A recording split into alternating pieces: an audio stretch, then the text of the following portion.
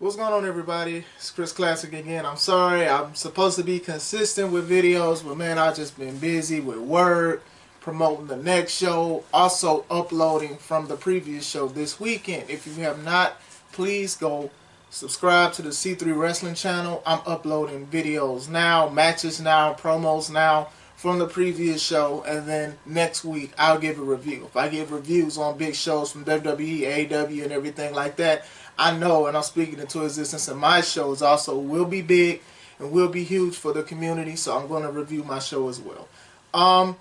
I'm going to do a follow-up to what it takes to run a show.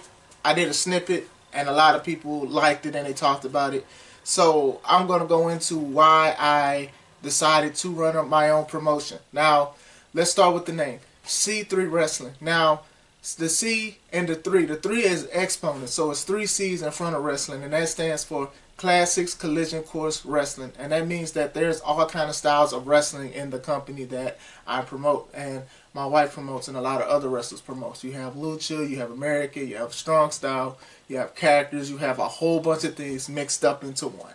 That's why I thought the C3, like C cubed, but I thought C3 sounded a little bit better. That's why I decided to name it that. I thought it was kind of cool and unique in a way. I started my own company. I started working on my own company in 2019. So it's been 2 years. I thought of the name in 2018. I had my first show January 19, 2019 called Press Start. I had a lot of praise. I had a lot of people telling me they support me because they knew that I had the mind for wrestling. Fast forward, I just wanted to do something my way. You know, I've wrestled for a lot of companies. I've seen a lot of wrestling companies on TV and stuff like that, and I'm just like, oh, okay, that's awesome and that's nice, but I felt that I can do my own thing. And I also felt that some of the people that I've seen before, friends and not friends, did not get the fair opportunity to show that they could go, basically, that they can go into a main event, that they can wrestle, that they can be a champion. I put matches together that you never thought you would even enjoy.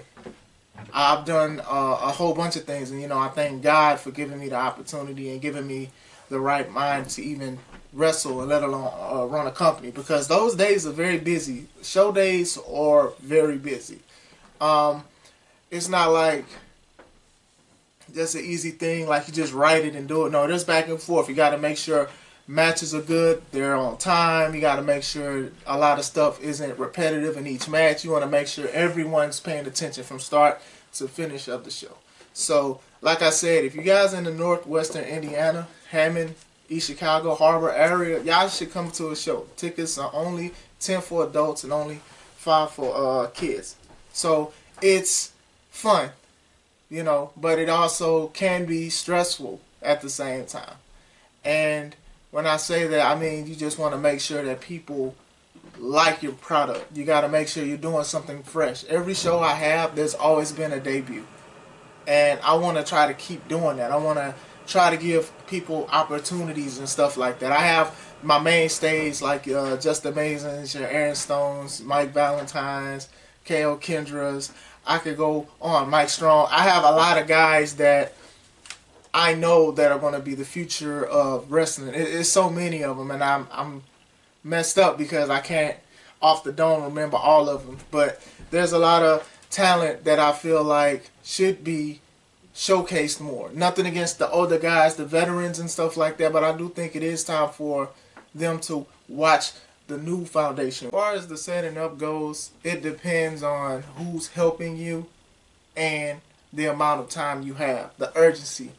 As far as I rent a ring so far, and they do a pretty good job bringing the ring on time, and then I have the guys that come in to wrestle, they actually help set up, and then my wife and a couple other women, they help set up with the food and run the concession stand and sell the tickets and take the ticket money, while I usually commentate or wrestle and go to the back. Like I said, it's a big teamwork thing, and if another promoter hears this, they probably will be like, yeah, I agree, like you relying on a lot of people to help run your show because you're doing a whole bunch of things as well. You're trying to make sure that the wrestlers are paid. You're trying to make sure that the wrestlers are safe. You're trying to make sure that the fans are distance from the guys, especially with everything going on with the pandemic. So you're trying to do a whole bunch of things. So like I said, it can run smooth or it can run rough. You know, if it's only like you and somebody else, it can be stressful. But if you have a lot of people that don't mind the help, everything will run smooth.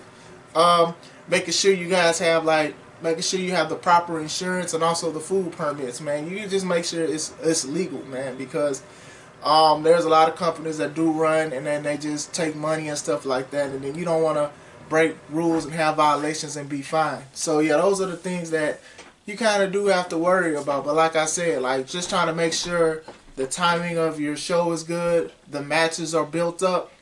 It could be stressful and fun at the same time. You know, I think I said stressful too much. Like, I enjoy doing it. If it was that stressful, I probably wouldn't do it anymore. I'm doing my 7th show. So, it is fun, though. It's more, to me, it's more fun than stressful and whatnot. Like I said, I have a lot of reliable wrestlers. If they can't make the show, they call. They say they can't make it or whatever like that. With the COVID protocol, I had questionnaires. We were doing temp checks. They filled it out. They emailed it to me. They had the music. So yeah, it's very fun. But like I said, is it made for everybody? I say it like this. If you want to do it, you will do it. You have to realize you're going to have trials and tribulations. Something with audio and something, cables might trip up. Like even this weekend, I spent more times trying to set up my microphones because I legit forgot how to set up the microphones with the mixers and with the speakers. But other than that, you know, you just got to be prepared for the worst and pray for the best. And I think that me being a promoter so far, and then now my company is getting bigger and more people, fans of wrestling and non-wrestling fans, just casual fans of people walking and passing, they're looking at it and they're asking about the content. They're buying shirts that you can buy off PayPal and Zelle.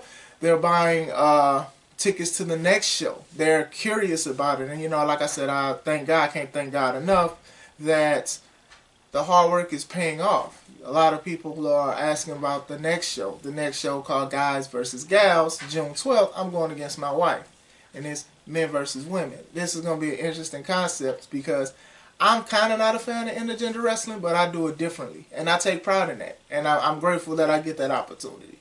As far as running a wrestling show is very fun to me. I do like giving other people opportunities because I was blessed with the opportunity to wrestle for other companies. I have champions now. You know, Miles Mercer is the C3 Wrestling champ. I have Legit as the tag team champs. And I have Aaron Stone as the Urban Culture champion. And these are belts that I took pride in getting and also helping create in a way. So, like I said, you guys need to come see the shows. We do run professional, family-friendly shows. When you see the setup, when you see the music, when you see the wrestlers, you love it. I just wanted to speak on it a little bit because I didn't get a chance to last week to record a little bit more behind the scenes because the microphone situation. But I just want to talk to you about why I started, how it started, and how it's going. Once again, this is Chris Classic. Let's take it home.